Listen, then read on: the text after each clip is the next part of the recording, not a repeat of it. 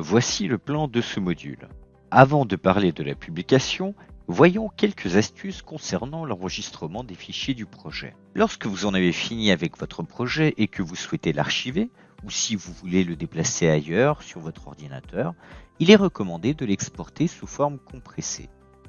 Vous réunissez alors en une seule archive tous les éléments multimédia utilisés dans le projet. Si vous réutilisez le projet par la suite, vous disposerez de tous les originaux. Le fichier compressé contient le fichier projet Camtasia, les enregistrements d'écran et tout autre élément utilisé dans le projet. Il faut savoir que les fichiers utilisés, donc les sons, les images, peuvent être dispersés et quand un répertoire contenant votre enregistrement est déplacé manuellement dans l'explorateur, cela va couper les liens avec les autres éléments multimédia. Et donc, à l'ouverture du projet, il faudra indiquer où se trouve chacun de ces fichiers un par un. Donc cela est à éviter. Pour exporter depuis Camtasia, il faut cliquer sur Fichier dans les menus, puis Exporter sous forme compressée. Puis choisissez le dossier où vous souhaitez effectuer l'enregistrement et validez. Exportez uniquement le son. Profitons de ce point sur les enregistrements pour vous montrer comment exporter uniquement l'audio à partir d'une vidéo ou d'une capture. C'est utile, par exemple, lorsque votre micro est de mauvaise qualité, qu'il y a trop de bruit, parasites, ou que vous souhaitez retravailler votre voix. Vous pouvez ainsi retravailler le son dans un logiciel adapté comme Audacity. Nous en avons déjà parlé dans les modules précédents. Dans les menus en haut, cliquez sur Partage puis sur Exporter l'audio uniquement. Nommez et enregistrez votre fichier à l'endroit désiré. Publiez la vidéo. Cette partie a déjà été traitée dans le second webinaire sur l'utilisation de Camtasia. Voici l'extrait de 2 minutes 45. Là, j'ai enregistré mon projet et maintenant on va le publier. Pour la publication, donc on exporte. Donc soit j'exporte à partir d'ici, soit j'exporte à partir de là. On a plusieurs possibilités d'exportation. Soit j'exporte en fichier local, c'est ce que je vous recommanderais dans tous les cas. Le fichier local, c'est-à-dire j'exporte mon fichier vidéo sur mon PC. Mais je pourrais, si je le voulais, l'exporter directement sur un compte YouTube ou un compte Gmail. Je vous conseille de faire ça en 2 temps. Je vous conseille d'abord de l'exporter en local et puis dans un second temps, prendre votre vidéo en local si vous le voulez bien sûr et la mettre sur YouTube. Mais ne pas le faire en une seule étape. Je vais prendre le fichier local, je produis avec un filigrane, ça sera moche mais c'est pour l'exemple, tant pis. Donc soit on produit que du MP4, à savoir de la vidéo uniquement, soit un MP4 avec un Smart Player. Le Smart Player, en fait, c'est un emballage HTML, ce qui va permettre d'intégrer cette vidéo sur des sites web. Le player, en fait, vous donnera des boutons d'action, lecture, play, retour en arrière, etc. Je vous conseille de prendre le MP4. Le MP4 jusqu'à 1080p, pour d'avoir une bonne qualité. Éventuellement le 720, mais il ne faut pas descendre en dessous, sinon la qualité en pâtit. De toute façon, en prenant une vidéo en 1080p, en la publiant et en l'uploadant sur YouTube, il faut savoir que l'algorithme YouTube va mouliner ça et va produire différentes qualités adaptées au réseau des gens qui visionnent ces vidéos. Donc s'ils sont en pleine campagne, la connexion est très mauvaise, il va leur downgrade la vidéo en 140p, la qualité la plus basse sur YouTube. On verra pas grand chose, mais on pourra entendre, on pourra voir un peu. Et la même vidéo avec une bonne connexion sera accessible dans sa qualité la plus haute. Moi j'ai pris 1080p. Je donne le chemin de publication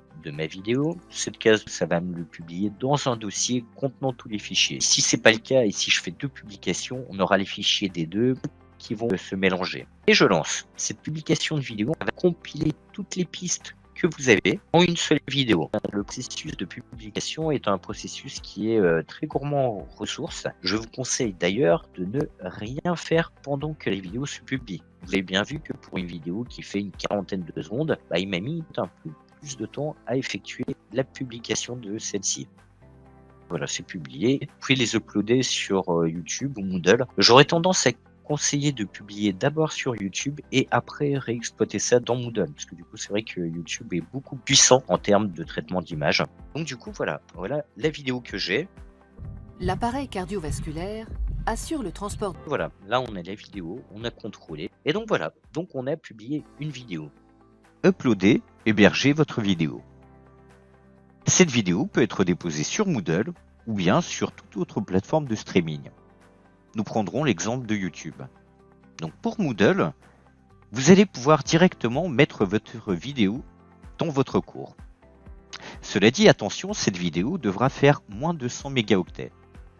Donc pour cela, rendez-vous dans votre cours, activez le mode édition, rendez-vous l'endroit désiré et ajoutez une activité ou une ressource. Choisissez bien la ressource fichier. Donnez un nom au fichier, chargez la vidéo,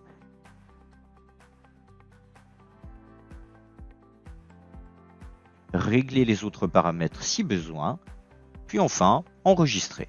Ainsi, tous ceux inscrits au cours pourront voir la vidéo. Pour YouTube, nous avons une chaîne AgroCampus. Il suffit de nous envoyer là où les vidéos pour qu'on les upload et on va vous fournir le lien.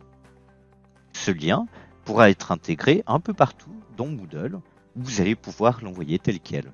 Gardez à l'esprit que tous n'ont pas le même accès à de grands débits. Ça va influer sur les vitesses de chargement des vidéos. Et YouTube permet de choisir différentes qualités de vidéos, ce qui est pratique lorsque le débit internet est très faible. Il vaut mieux donc l'uploader sur YouTube dans un premier temps, cette vidéo, puis vous servir du lien. Notez également que YouTube propose un chapitrage des vidéos, ce qui est très pratique pour des vidéos qui peuvent être longues. Maintenant, comment on va diffuser cette vidéo ? Donc, dépendamment de l'utilisation de la vidéo, on ne va pas la diffuser de la même manière. Il faudra faire la différence entre uploader la vidéo quelque part et l'afficher pour l'utilisateur. Un fichier uploadé sur Moodle sera plus compliqué à réutiliser ailleurs. On pourra toujours le faire en réuploadant la vidéo dans un autre cours par exemple, mais on ne pourra pas la partager avec n'importe qui, car la personne devra pouvoir se connecter à votre espace de cours Moodle avant. Sur YouTube, il suffit d'avoir le lien pour consulter la vidéo. Donc si on veut faire la promotion et donc on veut que des personnes puissent trouver cette vidéo, il faudra alors la rendre accessible à tous, lui donner un titre identifiable, ajouter des tags, donc des mots-clés si possible. Si on veut que juste certaines personnes puissent y accéder, il faudra la mettre en non indexé. Ainsi, elle n'apparaîtra pas dans les recherches et seules les personnes possédant le lien pourront aller la consulter. Si vous avez choisi l'option consistant à uploader la vidéo sur YouTube, il est maintenant temps de procéder à l'intégration de cette vidéo sur Moodle, une fois qu'elle a été uploadée sur YouTube. Donc une fois en possession du lien YouTube, vous allez pouvoir intégrer cette vidéo un peu n'importe où dans Moodle, du moment que vous avez accès à l'éditeur de texte. Une fois dans cet éditeur, cliquez sur le bouton G pour Générico. Il s'agit d'une solution pour intégrer différents contenus facilement. Maintenant, vous devez choisir quel type d'éléments vous voulez ajouter. Ici, on veut mettre une vidéo YouTube, donc on va cliquer sur le bouton YouTube. Enfin, il vous sera demandé l'identifiant de la vidéo, l'ID. Il s'agit de la suite de caractères qui se trouve à la fin du lien YouTube, derrière le watch.v égale. Et voilà, ma vidéo s'affiche sur ma page de cours. Pour aller plus loin, vous pouvez regarder comment marche l'intégration de fichiers, dont les vidéos, dans Moodle. Il s'agit de vidéos recensées dans notre banque de vidéos, dans l'espace coopératif de Moodle. Vous retrouverez tous ces liens en description.